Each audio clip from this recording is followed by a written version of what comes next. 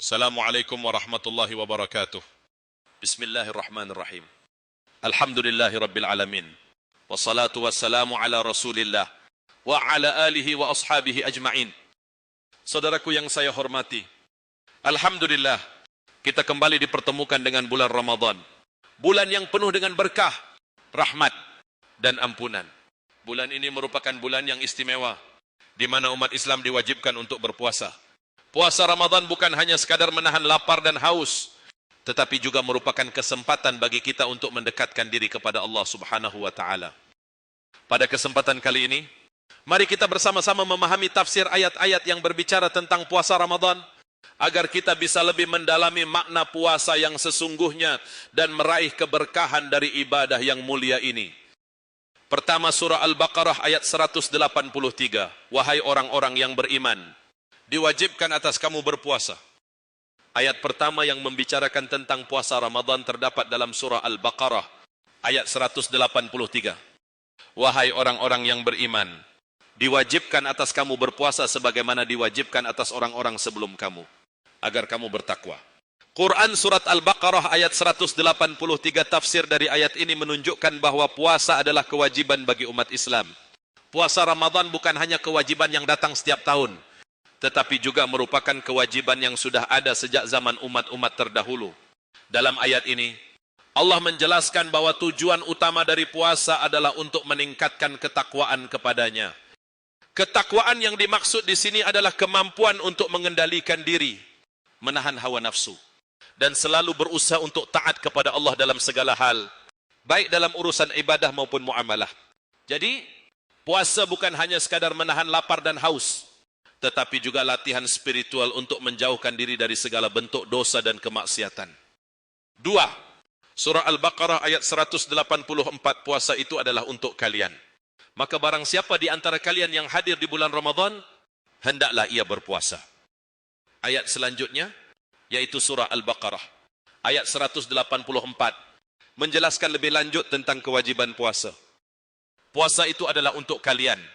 Maka barang siapa di antara kalian yang hadir di bulan Ramadan, hendaklah ia berpuasa. Dan barang siapa sakit atau dalam perjalanan, maka wajib mengganti puasa itu pada hari-hari yang lain. Allah menginginkan kemudahan bagi kalian dan tidak menginginkan kesulitan bagi kalian. Quran surat Al-Baqarah 184.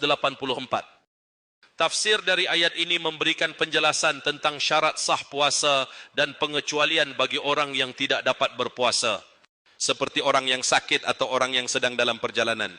Allah Subhanahu wa taala dengan kasih-Nya memberi kelonggaran bagi orang-orang yang tidak mampu berpuasa agar mereka bisa menggantinya di hari lain setelah Ramadan. Selain itu, ayat ini juga menegaskan bahwa tujuan puasa adalah kemudahan bagi umat Islam, bukan kesulitan. Puasa adalah sarana untuk memperbaiki diri, meningkatkan ketakwaan, dan mendekatkan diri kepada Allah dengan penuh kesadaran dan kemudahan. 3 surah Al-Baqarah ayat 185, Ramadan adalah bulan yang di dalamnya diturunkan Al-Quran. Pada ayat ke-185 dalam surah Al-Baqarah, Allah Subhanahu wa taala menyebutkan, Ramadan adalah bulan yang di dalamnya diturunkan Al-Quran sebagai petunjuk bagi umat manusia. Quran surat Al-Baqarah ayat 185. Ayat ini menyebutkan keistimewaan bulan Ramadan sebagai bulan di mana Al-Quran diturunkan. Ini menunjukkan bahwa Ramadan adalah bulan yang sangat mulia, bulan di mana wahyu pertama kali diturunkan kepada Nabi Muhammad sallallahu alaihi wasallam.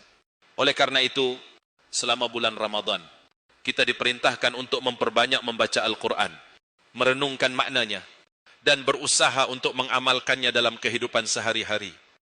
Puasa di bulan Ramadan adalah kesempatan untuk lebih mendalami Al-Quran, memperbanyak tilawah, dan memperbaiki hubungan kita dengan kitab Allah yang menjadi petunjuk hidup umat manusia. 4 surah Al-Baqarah ayat 187, dijadikan halal bagi kamu pada malam hari puasa bercampur dengan istri-istri kamu.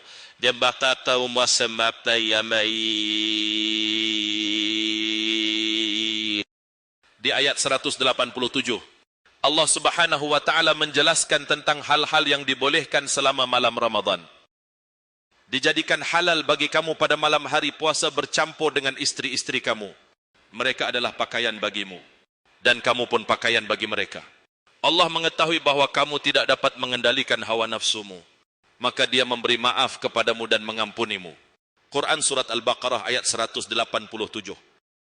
Ayat ini mengingatkan kita bahwa meskipun kita menahan diri dari makan dan minum di siang hari, hubungan suami istri diperbolehkan selama malam hari, yaitu setelah berbuka puasa hingga sebelum fajar.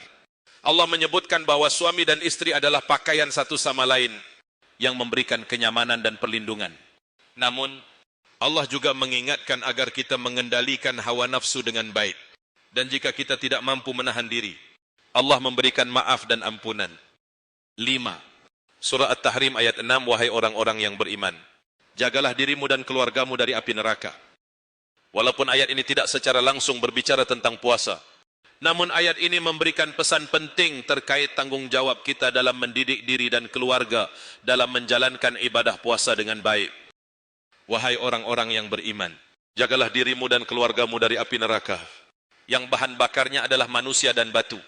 Quran Surat At-Tahrim ayat 6, tafsir dari ayat ini menunjukkan bahwa setiap individu memiliki tanggung jawab untuk menjaga keluarganya agar tetap berada dalam jalan yang benar, termasuk dalam melaksanakan ibadah puasa.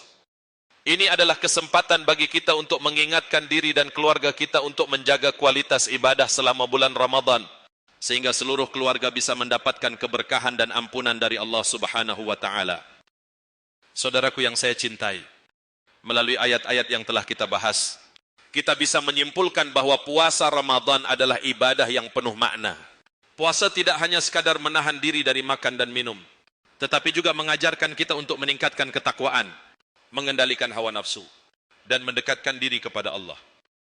Marilah kita manfaatkan bulan Ramadan ini dengan memperbaiki kualitas puasa kita, memperbanyak membaca Al-Quran, berdoa, dan memperbaiki diri agar kita bisa meraih keberkahan dan ampunan Allah.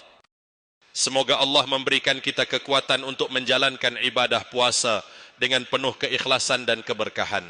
Semoga kita semua menjadi pribadi yang lebih baik setelah bulan Ramadan ini. Wassalamualaikum warahmatullahi wabarakatuh.